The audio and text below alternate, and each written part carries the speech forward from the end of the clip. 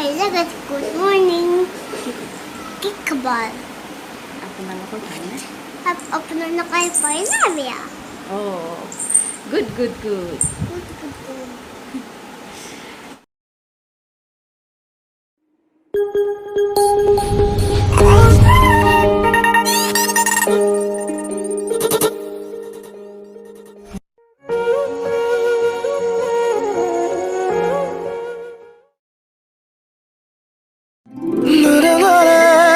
কি খবৰ আপোনালোকৰ? স্বাগতম জনাইছোঁ মোৰ অন্য এটি ব্লগ ভিডিঅ'লৈ।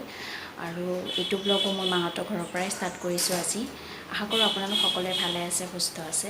আৰু এতিয়া মই আছোঁ মাহঁতৰ ঘৰত। মাহঁতৰ ঘৰত হঠাতে আহিব লগা হ'ল, আৰু কি কাৰণে আহিব লগা হ'ল সেইটো মই আপোনালোকক জনাম। আৰু এয়া মোৰ লগত আছে মোৰ ভতিজী ছোৱালীজনী, তাই এনেই জঁপিয়াই আছে বিচনাতে। কিবা কোৱা কি? Hello guys. আৰু তোমাৰ নমস্কাৰ মহিলা, তোমাৰ নামটো কৈ দিয়া।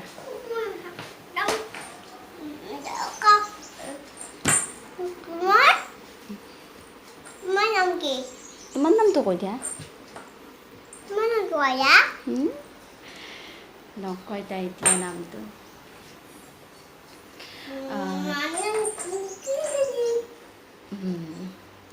তো এতিয়া বাজে 9টা আৰু আমি চাহ পানী খালোঁ। খাই পেলাই এনেই অলপমান বহি আছোঁ, ছোৱালীজনীৰ লগতে আছোঁ। এতিয়া অকণমান কিবা খাবৰ কাৰণে যোগাৰ কৰোঁ মাহঁতৰ ঘৰত। এয়া চাহকাপ খাই লওঁ, দুপৰীয়া চাহ। এয়া চাহৰ লগত খাইছোঁ মই লং, আৰু লং মই খুব ভাল পাওঁ, সেইকাৰণে দেউতাক লঙৰ আনিব কৈছিলোঁ, আনিছে। এই দুপৰীয়া এনেকৈ চাহকাপ খালোঁ। দুপৰীয়া চাহ খোৱাৰ পিছত এয়া ভাতৰ যোগাৰ কৰিলোঁ। এয়া হৈছে ঢেকীয়া শাক কিনি আনিছিলে, আৰু এয়া হৈছে কঁঠালৰ মুচি। ইয়াৰ লগত মই আলুও দিছিলোঁ, আলুটো মই অকণমান টাইম ভিজাই থৈ দিছোঁ কাটি পেলাই। আৰু এয়া হৈছে কলপচলাখিনি মাৰ কাৰণে বনাইছোঁ, মাৰ হিমগ্ল'বিন অকণমান কমিছে তাৰ কাৰণে। আৰু হৈছে সৰিয়হ আৰু নহৰু আৰু অকণমান আদা তিয়াই থৈছোঁ। আৰু লগতে মই এয়া মিক্সিত পিছাৰ কাৰণে আদা নহৰু আৰু জিৰা দিছোঁ। এয়া মই কঁঠালৰ চব্জিত দিম এইখিনি মছলা, আৰু গৰম মছলা অকণমান দিম, বেছি নহয়। সেইখিনি মই তিয়াই থৈছোঁ বেলেগ কৰি। আৰু এয়া তো এতিয়া মই ফাৰ্ষ্ট টাইম কেৰাহীটো গৰম হ'বলৈ দিছোঁ, আৰু ইয়াত মই এতিয়া ঢেকীয়া শাকখিনি ভাজি ল'ম ফাৰ্ষ্ট টাইম। এয়া ঢেকীয়া শাক, তো তেলটো গৰম হৈছে। ইয়াত মই দিছোঁ পিঁয়াজ,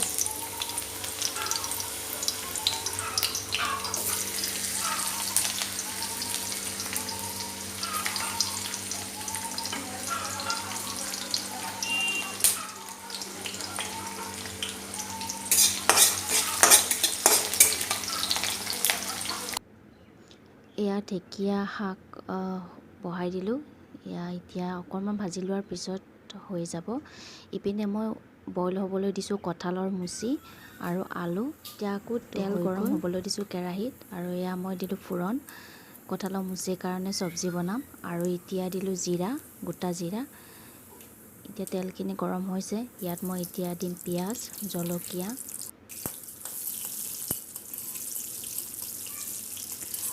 আৰু ইয়াত একেলগে মই তেলত দি দিম মছলা যিখিনি মই পিচি থৈছিলোঁ, আদা নহৰু আৰু জিৰা, গোটা জিৰা অকণমান। গোটা জিৰা বেছি মছলাত দিয়া নাই, অকণমান দিছোঁ। আৰু এয়া মই মছলা দি দিলোঁ।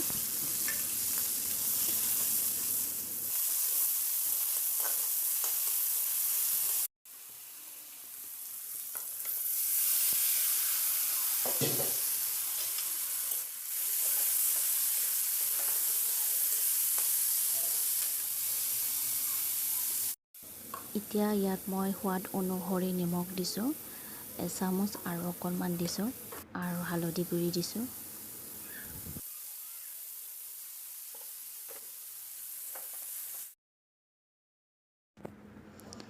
এয়া লৰাই আছোঁ। আচলতে মই অফ কেমেৰাত অকণমান হালধি গুড়ি আৰু দিব লগা হ'ল, মানে কালাৰটো অহা নাছিলে, সেইটো অফ কেমেৰাতে দিলোঁ।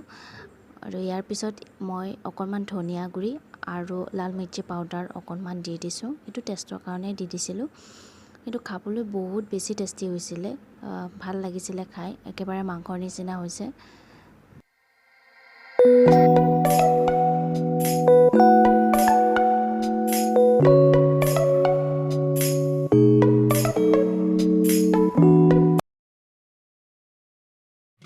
আৰু এয়া কঁঠালৰ মুচি চব্জি হৈ গ'ল।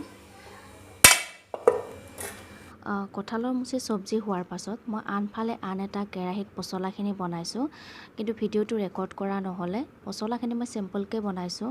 প্ৰথমে তেলত ফোৰণ কেইটামান দি লৈছোঁ, তাৰপিছত মই যিখিনি পিচি থৈছিলোঁ সৰিয়হ, আদা, নহৰু, সেই পেষ্টখিনি মই ভাজি লৈছোঁ অকণমান। তাৰপিছত মই পচলাখিনি বহাই দিছোঁ। অকণমান ভাজাৰ পিছত মই তাত দুপিচ মাছ ভাঙি দিছোঁ আৰু খাবলৈ বহুত টেষ্টি হৈছিলে। আপোনালোকেও ঘৰত তেনেকৈ পচলা বনাব পাৰে মাছৰ সৈতে।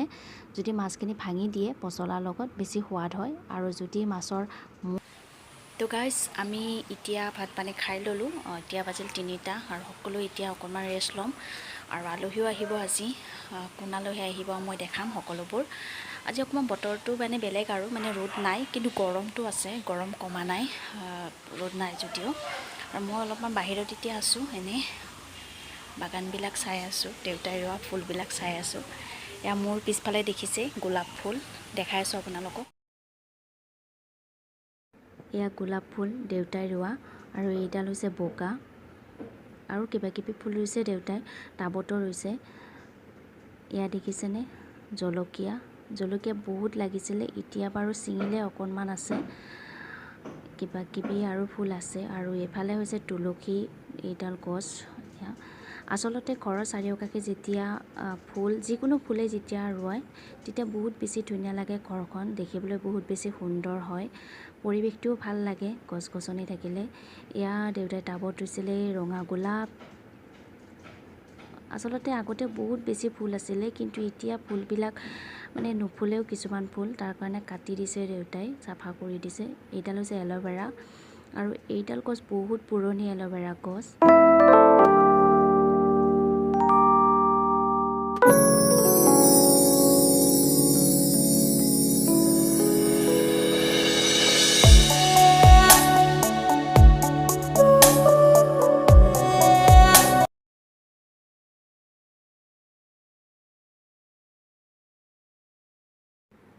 মই টোপনিৰ পৰা সোনকালে উঠিলোঁ, আৰু উঠি পেলাই মই যিডাল আপোনালোকক এল'ভেৰা গছ দেখাইছিলোঁ তাৰে মই পাত এটা আনি পেলাই কাঁইটবিলাক গুচাই দিছোঁ। তাৰপাছত মই এনেকৈ জেলখিনি উলিয়াই লৈ এনেকৈ গোটেই মুখতে সানি দিলোঁ। আচলতে এল'ভেৰা স্কিনৰ কাৰণে বহুত বেছিয়ে ভাল হয়, আপোনালোক সকলোৱে জানে হয়তো। এল'ভেৰা যিকোনো মানে ধৰক স্কিনৰ যিকোনো প্ৰব্লেম হ'লেই যদি আপুনি এল'ভেৰাটো ইউজ কৰে, মানে জেলটো, তেতিয়া আপোনাৰ সোনকালে মানে স্কিনখন টাইট হয় আৰু শ্বাইনিঙো হয়, আৰু যিখিনি আপোনাৰ প্ৰব্লেম হয় সেইখিনিও ছল্ভ হয়। আৰু মই প্ৰায় এল'ভেৰা জেল এনেকৈ ঘৰত আহিলেতো ডেইলি ইউজ কৰোঁ। এয়া মই জেলখিনি লগোৱাৰ পাছত আঙুলিৰে 5 মিনিটমান সময় এনেকৈ মাছাজ কৰিছোঁ। আপোনালোকে যদি ঘৰতে এনেকৈ এল'ভেৰা জেল এপাত লৈ পেলাই এনেকৈ মুখত সানে, নহ'লে দোকানৰ পৰা ৰেডিমেডো কিনিব পায় এল'ভেৰা জেল, সেয়া আনি যদি মুখত লগায়, তেতিয়া আপোনালোকে আঙুলিৰ সহায়ত 5 মিনিট সময় এনেকৈ মাছাজ কৰিব, তাৰপাছত অবজাৰ্ভ হ'বলৈ দিব। মই ৰেডিমেড এল'ভেৰা জেলো ইউজ কৰোঁ। মই ৰেডিমেড যিটো দোকানত পাই এল'ভেৰা জেল সেইটোও মই ইউজ কৰোঁ। যেতিয়া মই সেইটো ইউজ কৰোঁ তেতিয়াও মই আঙুলিৰ সহায়ত এনেকৈ অকণমান টাইম মাছাজ কৰি অবজাৰ্ভ হ'বলৈ দিওঁ। এজ এ প্ৰাইমাৰ মই ইউজ কৰোঁ সদায় এল'ভেৰা জেল, তাৰপাছত মই ডে ক্ৰীম ইউজ কৰোঁ। এতিয়া মই যিটো ঘৰত এতিয়া এল'ভেৰা জেল আমাৰ ঘৰৰ পৰাই মই যিটো ঘৰুৱা দেখাইছোঁ আপোনালোকক, সেইটো ইউজ কৰিছোঁ। চ' অকণমান সময় এনেকৈ মাছাজ কৰি পেলাই মই 10 মিনিটমান সময় ৰাখি দিম, তাৰপিছত মুখখন ঠাণ্ডা পানীৰে ধুই পেলাম। তো গাইজ, এয়া মই গা পা ধুই ৰেডি হ'লোঁ। এতিয়া বাজিল 4:15। মই অকণমান আগতে গা পা ধুলোঁ। আৰু মই কৈছোঁ আপোনালোকক যে আমাৰ ঘৰত আজি আলহী আহিব, মাহঁতৰ ঘৰত। আৰু কোন আলহী আহিব মই আপোনালোকক জনাম বাৰু। হঠাতে মাহঁতৰ ঘৰত কিয় আহিবলগীয়া হ'ল সেইটো মই আপোনালোকক এতিয়া জনাওঁ। আচলতে মোৰ মাৰ হঠাতে মানে BP হাই হৈছিলে আৰু লগতে জ্বৰো উঠিছিলে চ' তাৰ কাৰণে মাক আমাৰ নলবাৰী নাৰ্ছিং হোমত এডমিট কৰাব লগা হ'ল হঠাতে ৰাতি আৰু যেতিয়া এডমিট কৰাব লগা হ'ল আমি যেতিয়া গম পালোঁ তেতিয়া মই পিছদিনাই মানে পৰহি ৰাতিপুৱাই মই আহিলোঁ নলবাৰী মেডিকেলত এডমিট য'ত কৰাইছিল তাতে মই আহিলোঁ আৰু মাৰ লগত থাকিলোঁ থাকি পেলাই আমি যোৱাকালি ঘৰত আহিলোঁ মেডিকেলৰ পৰা আহি এতিয়া মই মাহঁতৰ ঘৰতে আছোঁ নাজানো হঠাতে কিয় মা ইমান অসুস্থ হৈ গ'ল আচলতে মাৰ কেলছিয়াম কমিছে আৰু লগতে হিমগ্ল'বিনটো বহুত কম পাইছে সেইকাৰণে এডমিট কৰাবলগীয়া হৈ গৈছিল এনেকুৱা কণ্ডিশ্যন হৈ গ'ল তো যিয়ে নহওক এতিয়া অকণমান সুস্থ হৈছে মাই আৰু এয়া মা ইপিনে শুই আছে ডাক্তৰে কৈছে বেড ৰেষ্ট লোৱাৰ কথাই কৈছে কাম চাম কৰিব একেবাৰে মানা কৰিছে আৰু এয়া মা শুই আছে আৰু এয়া আমাৰ আহি পালে আলহী এয়া হৈছে মোৰ ভাগিনী এয়া খুৰেক লগতে আইতেক আছে আৰু দেউতাক মাক গোটেইকেইজনে আহিছে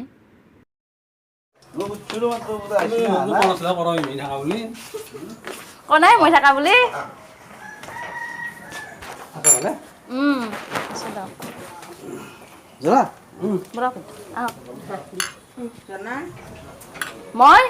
মই জনা বেমাৰী সেয়া আহি পোৱাৰ পাছতে আমি নেমু চৰবত বনালোঁ বা আৰু মই আৰু সেয়া সকলোকে ভগাই দিলোঁ এতিয়া পাকঘৰত চাহৰ যোগাৰ কৰোঁগৈ বা আৰু ময়ে কৰিলোঁ কি খাইছ ক কি খাইছ চাহপাত নেমু টেঙা তুমি কি খাইছ ক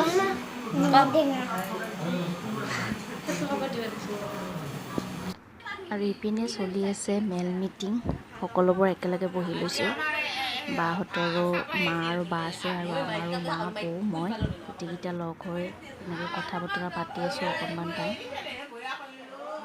মোৰ ভাগিনী নামটো কৈ দিয়া তোমাৰ প্ৰিয়াংশী ডেকা তেওঁলোকে এতিয়া চ' যাবৰ কাৰণে ৰেডি হৈছে বেগ চেগ বান্ধিয়ে লৈছে একেবাৰে তো অলপ আগুৱাই দি আহোঁ আমি ৰাস্তালৈ হয়নে এই গাইজ এতিয়া ৰাতি বাজিল 10:30 আমি ভাত পানী খালোঁ সকলোৱে এতিয়া আৰু শুবলৈ যাম মই এতিয়া এনেই অলপ বহি আছোঁ এয়া আমাৰ লক্ষীৰ লগত এয়া কৈ দিয়া গুড নাইট এইটোত ক'ব লাগিব তো এতিয়া আমি শুবলৈ যাম আৰু ভিডিঅ'টো বেছি দীঘলীয়া নকৰোঁ চ' আপোনালোকৰ যদি চাই ভাল লাগে প্লিজ লাইক কমেণ্টছ কৰিব লগতে মোৰ চেনেলটো ছাবস্ক্ৰাইব কৰি থ'ব নতুন নতুন ভিডিঅ' দিবলৈ চেষ্টা কৰিম তো এতিয়ালৈ বাই বাই